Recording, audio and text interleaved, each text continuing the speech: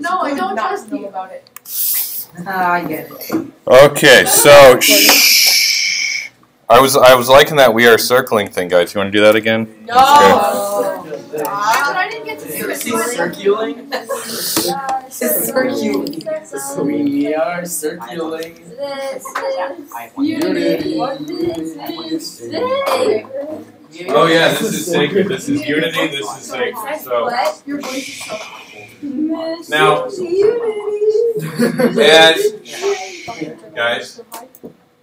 as strange enough putting as that was, right? There is something to what Mr. Levine was doing about kind of establishing that sacred space, and this is that same kind of thing. Now the challenge here is I've asked you guys to prepare your notes on your computers, but during this time we need to actually be engaging with the people in the room. There's about 4 people who are on one website or another right now that need to make sure that they get to where their notes are, and then they actually return their attention to the room. And we'll wait. I'm on my notes. Where's whatever? Yeah. I'm just organized that I can see them all on one page.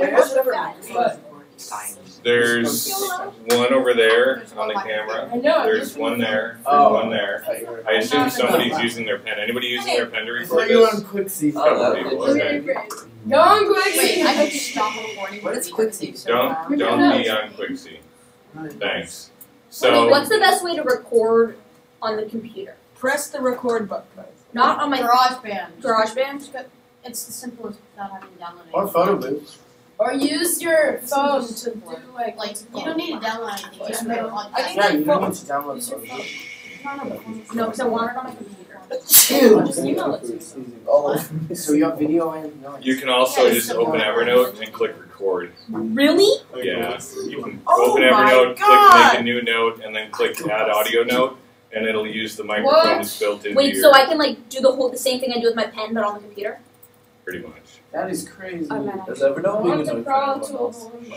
Not your face. That's really depressing. All Please right. don't say that again. Can Wait, we stop the singing? You knew I love you too much for that. Don't stop. New note. The sing. No. Did you say? And No, I love you too. Any more riddles? just gonna double click it so you're opening the note. There you go. And then Can we Where's the record button? do it in a notebook that's That's all stars. It's the big not the red Western. Oh, there you go. circle. It's the recording button. There you go. Dr. Five, where's the record button on Evernote? You have to double click the note and it's upper right, down where it's 3 characters to the left. It's the recording button. Use something like Siri. So it's recording for 8 minutes. And Okay, let's start. So this is how this works. One of you is going to start. You're going to share the evidence you have. You're going to talk through it, and then you're going to ask anybody if they have any questions. If you're listening and someone talks through their evidence and you don't completely see how that relates to gods or heroism or fate or free will or whatever, then ask them. And they may not know the answer, and that's okay.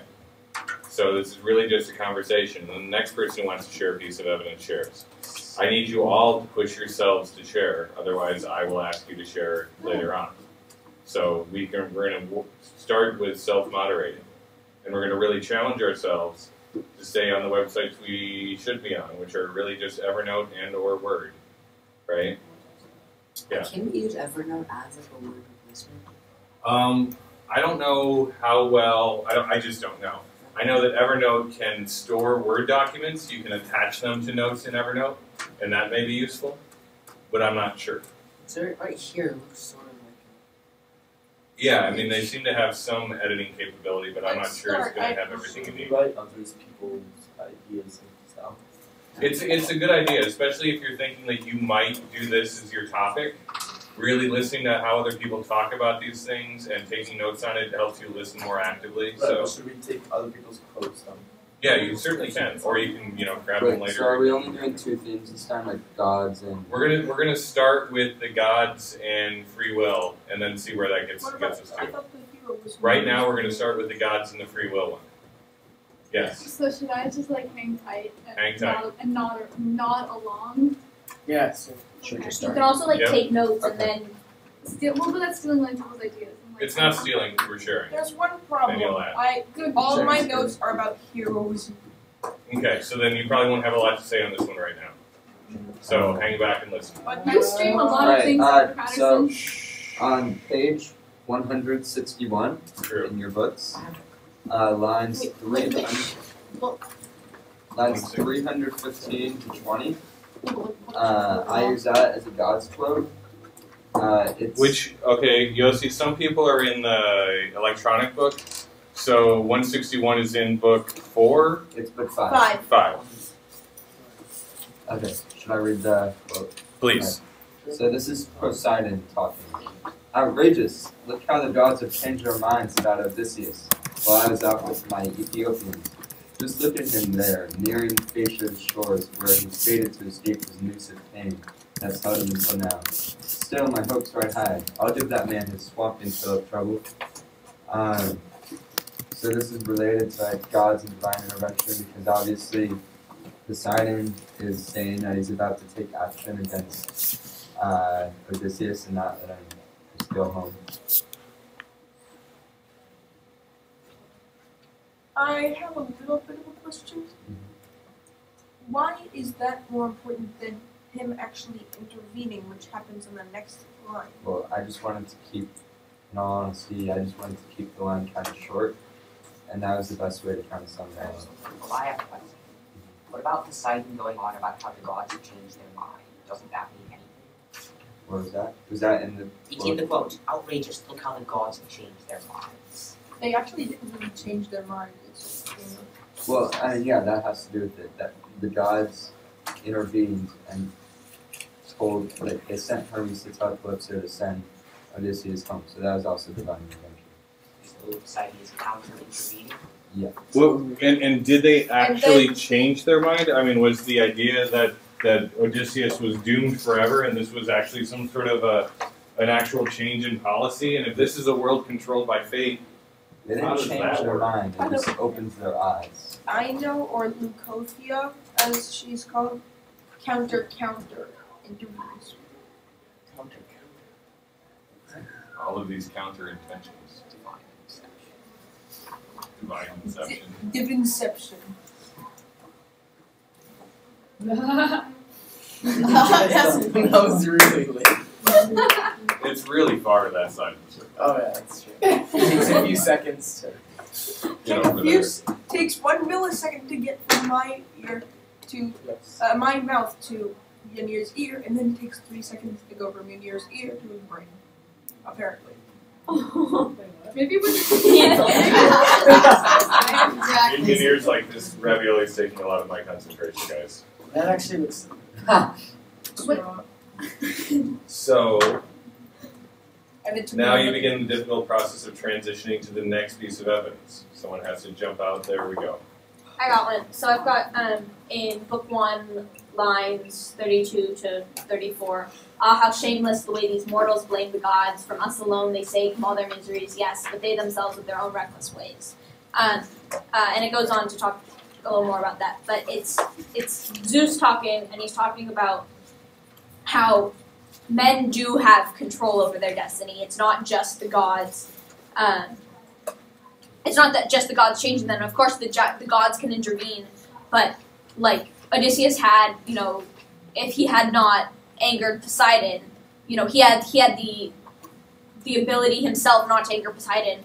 In which case, Poseidon wouldn't have got involved and hated him so much. It's not just a one-sided thing. They both have the ability to change things. Well, I have a second piece of evidence which kind of counter examples his past piece of evidence.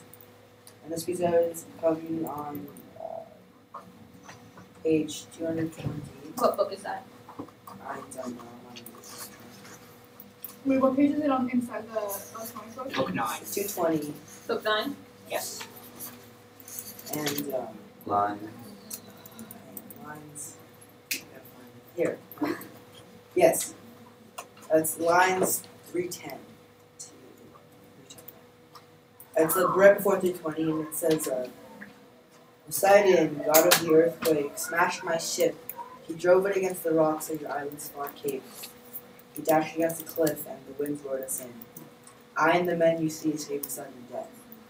So this quote is taking place on the Cyclops Island, which, in the same how Poseidon, the god of the earthquake,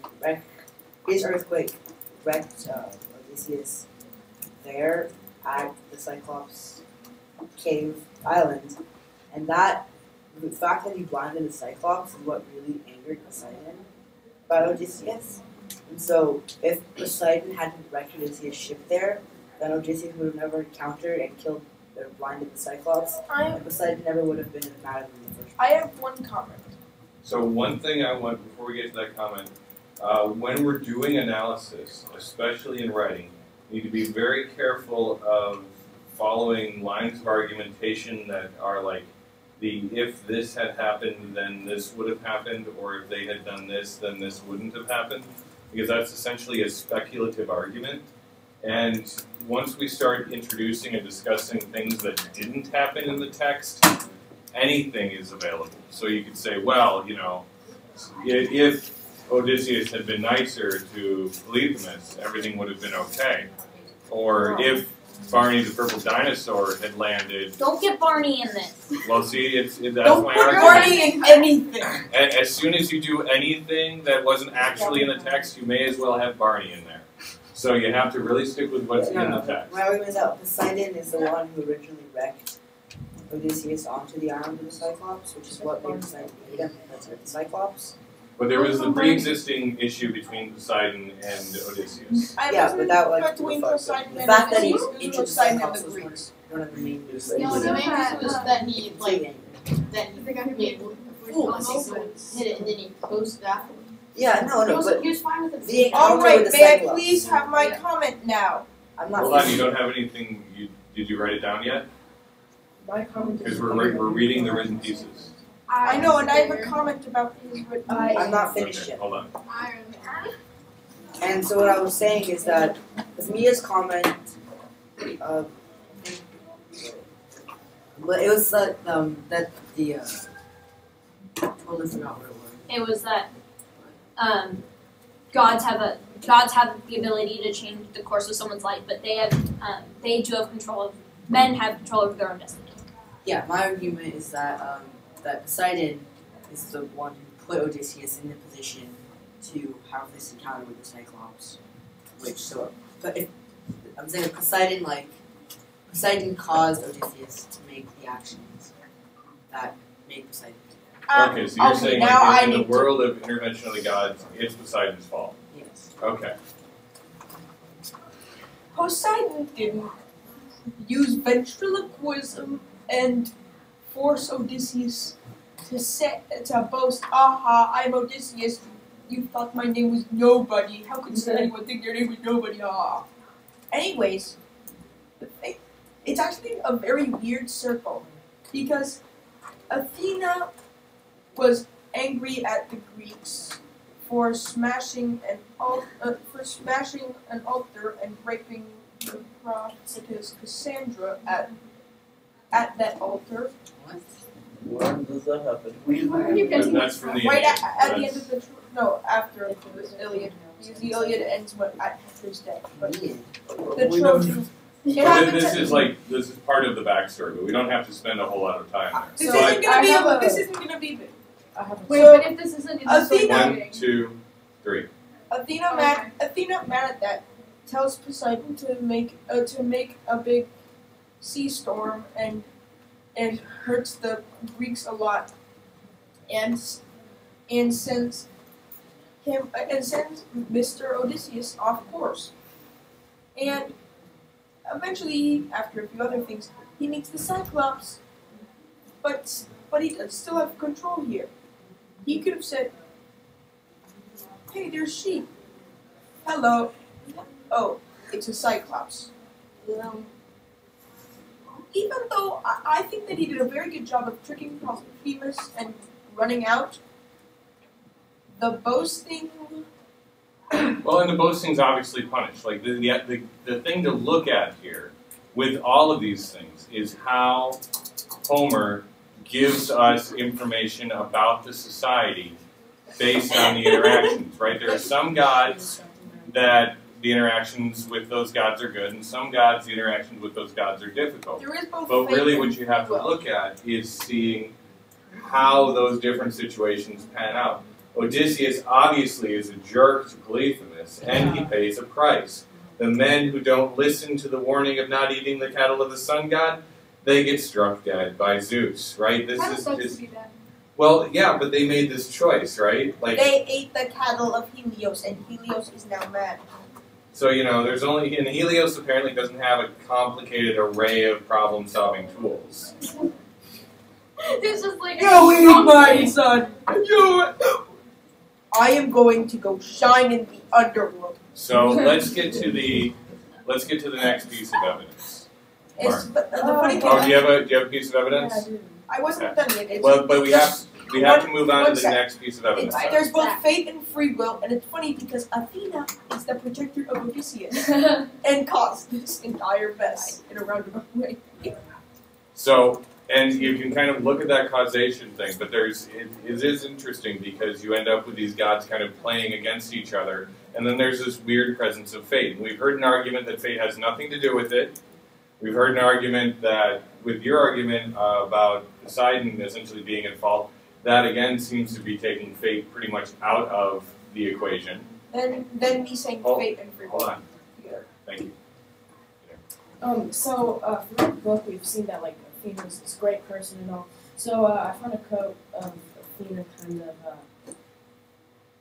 messing around with Odysseus' fate and free will. So Let me this interrupt is- you for 1 second. Matt, take out the earbud.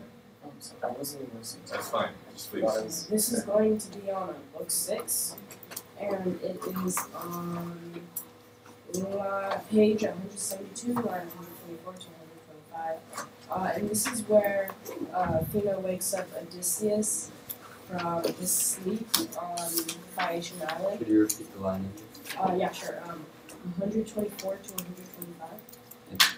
Yeah, so this is where Athena wakes Odysseus up from his sleep on the Phaeacian Island to meet Alcinous' daughter, who was doing laundry with her friends. So yeah. Now, clear-eyed Pallas thought of what came next. To make Odysseus wake and see this young beauty. And that moment, let's say if she woke him up like an hour or two later, maybe they wouldn't have met and Odysseus just would have been stranded, maybe even like not as welcomed as he was. It was like, I thought it was a real turning point of him waking up in the right time. So try that again. You're making an excellent point, but try making that argument without the speculation. So what you had said was if he had woken up at some other time, then this or this or this would have happened. And that's speculation, right? So explain it again, how this is, relating this idea of fate versus free will, but avoiding that speculative argument. Or just like, who knows? Just stop. Thank you. So Odysseus was waken up by Athena, who woke him up to the sight of Nausicaa, sorry. Mhm.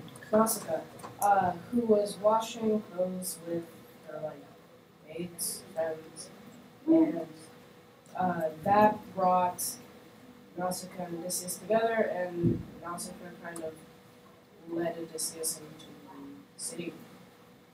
Excellent. So would you say that's fate or not? I would say that is fate, and it's a little bit of free will too, because from the book it says that Athena is waking him up, so it is fate. Now, there's a little more setup to this that you could comment on. How does Nausicaa end up where she ends up? Oh, I know. Yes, in here.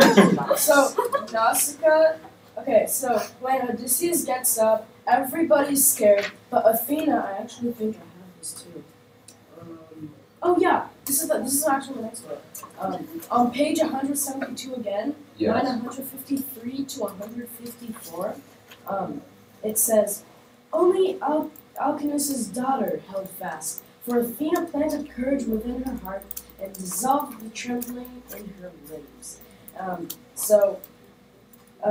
Here Athena is yet again kind of changing around fate and free will, and making Nausicaa talk to Odysseus a bit, that is what got Odysseus to be able to be safe in the city, because he was naked and he was like really dirty. So that is a scary sight, probably. And that's when all the other maids and friends went away, and then he bathed himself, and then Athena yet again makes another free will thing. Page 175 this time, line 253 to 254. Zeus's daughter Athena made him taller to all eyes, his build more massive now. So there is where Odysseus was like that handsome man, all clean, and he's a lot more attractive. And that's when all the maids were like, "Oh no, this guy's okay." So that's Never mind, he's hot. Yeah, he's pretty hot. They kind of giggled. So They those three pieces together would be the basis of a really great paragraph, because it talks about all three of these kind of different actions that were taken in order to create this quote unquote fated moment. Right. Add that to the dream in which he took in which. Do you have that quote? No, but. Would you like me to repeat? It's Can I page. While you look for that, Mark. Can I give a piece of evidence? Mm-hmm. Right. Book 9, 228, 584 to 595. Can you repeat that? Book 9, 228, 584 to 595. So this is after Polyphemus has been blinded and Odysseus is haunted him, and he's praying to Poseidon. He says, "Hear me, Poseidon, god of the sea blue main who rocks the earth. If I really am your son, and you claim to be my father, come, grant that Odysseus, raider of cities, the Arte's son who makes his home in Ithaca, never reaches home. Or if he's fated to see his people once again, and reach his well-built house in his own native country, let him come home late and a broken man. All shipmates lost, alone in the stranger's ship. Let him find a world of pain at home." Now, as we know from the Odyssey, all of that happens. But I think this quote also shows a lot of the gods' limitations in their power. First, Poseidon is only making this decision because Polyphemus is petitioning. So the gods can be indecisive and influenced by non-gods. Second, Poseidon is none of the gods are omnipresent, and so Poseidon lets this happen, and then afterwards realizes, oh poop, I don't like that, and attacks Odysseus. And third, Polyphemus says, do this, but if fate won't let you, do this instead. Right, or if he's fated to see his pupil once again, ends up being a really important part of that quote, right? Yeah. Because then Poseidon later gets really annoyed at the Phaeacians, because once Odysseus is in Ithaca, it seems he can't touch him. Yeah, Ithaca's like home base, right? Oh, wait! He could use his Earthshaker powers and cause an earthquake that swallows up Odysseus. Well, it's kind of like capture the flag. Odysseus has the flag, and he's returning it to home base, and that flag is kind of like the victory of it. But really, like, if you have a god who's the god of earthquakes and oceans, is he really the god of earthquakes and oceans except Ithaca? Well, yeah, because it's capture the flag. An island nation? Gods have a lot of like really weird. Zach, I'm talking. The gods have a lot of like really weird. Yes, we figured that out. Yes, Zach, I'm talking as I stated earlier. Please. Gods have a lot of really weird limitations that don't seem to make any coherent system. There is actually a coherent system. Basically, the gods are like regular people, except immortal with a whole lot of power. Probably too much for I'm just calling Zach out on this. I feel like it's someone talks, Zach talks, someone talks, Zach talks, someone talks, Zach talks. I'm just. I have a lot to say. I just know that. Well, but the thing is, this kind of conversation is structured around the evidence sheet, right? And we established earlier that you actually didn't have a lot on your evidence sheet for this one. So one of the most valuable things you can do on this one is actually listen and appreciate what other people are saying and give them an opportunity. And then on the next one, you'll have more to participate with, and you'll have that kind of scripted, limited out in front of you, which is the key to kind of having a higher caliber evidence-based discussion, is getting people to go back into their notes. So now what I do as the instructor is I turn it over to this group of people who have been doing things that may not completely be the evidence collection sheets on their computers, and ask one of them to share a piece of evidence. I already shared it. Sam, You already shared a piece of evidence. I'm out. I'm I'm out. No, yeah. Not me. Yeah. Rose Roy, I don't even, he still won't look at you. He's still watching something on the screen. Does it have a fish? Yes. Fish. Roy, you are a fish and you're sharing evidence. Go. Just Your notes. it's hard to find on the It's story.com. That's the website we're using to look at the outline. I actually have a course. Why are you laughing? I actually don't. Book 1, page 79, line 76. Book 1, page 79, line 76. Book 1, 79. Line 76. Line 76. I hope that's right, because I'm using the online book. I really hope that corresponds. No, it isn't. Are there 410 pages in the real book? Close. Yes. 480. Yeah. No. Dr. Patterson. 485. It starts on 77. Oh, okay, so yeah, then. Right. Oh, that's actually really Just pretend it bad. didn't happen. Your dog whistle.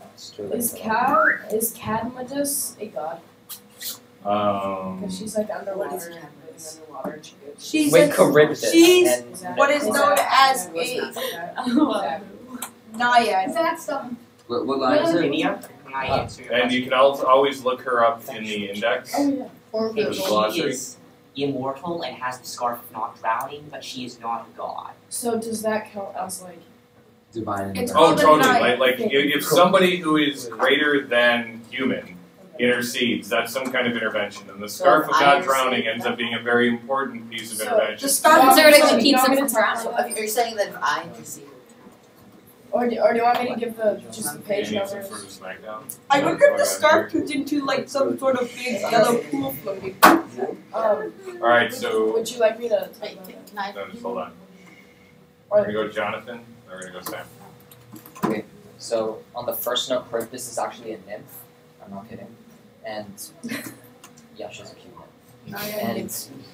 And so I get, and the nymphs are more than mortals. So I would count that as some sort of divine intervention, but not on quite at the level of the gods, because the gods we've been reading the Odyssey, so we clearly know. In fact, they state quite clearly several times. I won't introduce the quote because I think someone else wants to do that, but they've stated very clearly that this is what is going to happen, and it's going to because I'm the god and I have the ability to change what happens. Magic.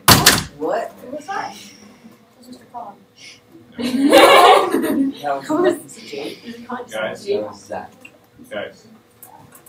Okay. Guys. Thank you. Sam. So it's sort of off the topic, but book 23, page 472, lines 142 to 144. Young men, my suitors, now that Odysseus is no more, go slowly, please you are to marry me. And this is Penelope speaking to the suitors, and this is probably one of the most blatant lies in the entire Odyssey, because she knows that Odysseus is back, and she's saying, okay, let's go and have a competition for try to marry me.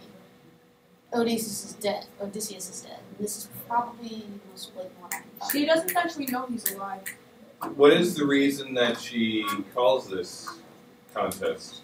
Because of the image she got from sleep from. No, she thinks it came from the Gate of False Dreams. It was the image she got from her sleep. Her sister. She thinks it came from the Gate of Do you have a quote?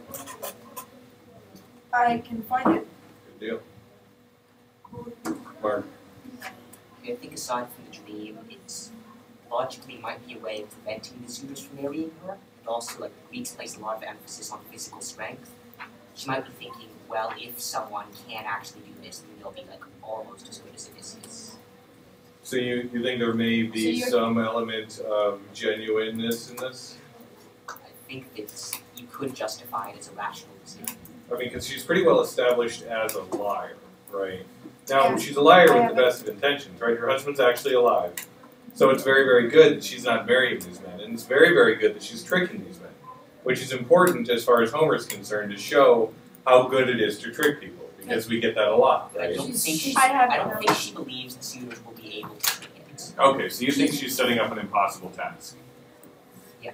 Okay. Like she's tricking Zach, the quote. My friend, see, this is on page 408 in the book. Line. 630, and it goes down about 10 lines. My friend sees, and Penelope dissented. Dreams are hard to unravel. Wayward, drifting things, not all we glimpse in them will come to pass. 2 gates there are for our evanescent dreams. One is made of ivory, the other made of horn. Those that pass through the ivory cleanly carved are will-o'-the-wisps. Their message bears no fruit. The dreams that pass through the gate of polished horn are fraught with truth, for the dreamer who can see them. But I can't believe my strange dream has come that way, much as that my son and I would love to have it so. She thinks that he's dead. Or maybe she's saying it to the beggar. Also, I think that first off, she doesn't know this guy's Odysseus and maybe doesn't trust him. Secondly, this is a dream about Odysseus coming back and killing everyone. Whereas, just who knows at the beginning of 21 is Athena inspires her to set the bow and axes out. So it seems as though she may be saying one thing and prepping for another. I mean, like, if you want to look at disguise, trickery, and deception, which isn't where we started with this one, but it seems to be something that's really worth thinking about here. You've got characters that act in one way and speak in another. Now, with Athena inspires her to put the axes out, it's a great line. But, you know, does that mean that she's actually aware that she's doing it? Does she know why that she's doing it? We don't know. Penelope. I mean, she's certainly not altogether a very honest character, but I think to some extent that she's definitely quite aware of things that she does. And I think it's interesting that she's described as part of the narrative as wise several times, which I think is right. That's not weak evidence, but at the same time, she is described as wise, right? Yeah. She's not described as that annoying, stupid Penelope, that lying Penelope, that, you know, tricking. Described as this wise person who certainly knows what she's talking about, and probably is doing it the right way. As well. Right, and if we look at it at the end, does Penelope get what she wants? Yeah. Her husband is home. Her kingdom is restored. The suitors are gone. However, the floor is finally clean. That's all that was. And then they kill the maids. And then they kill the maids. Step 1, clean the floor. Step 2, hang the maids. Yeah. They don't kill the maids. They have to wait for the dive thing before. Yes. That sucks. Before they kill the maids for their treachery. Wait, do they tell them that they're going to get killed? Or do they say, like, you're going to clean the floor and then we're going to kill you? Or do they just say, I don't know if that was clear. Only the guilty maids. Only the guilty maids are hung and killed. But that's most of them. Well.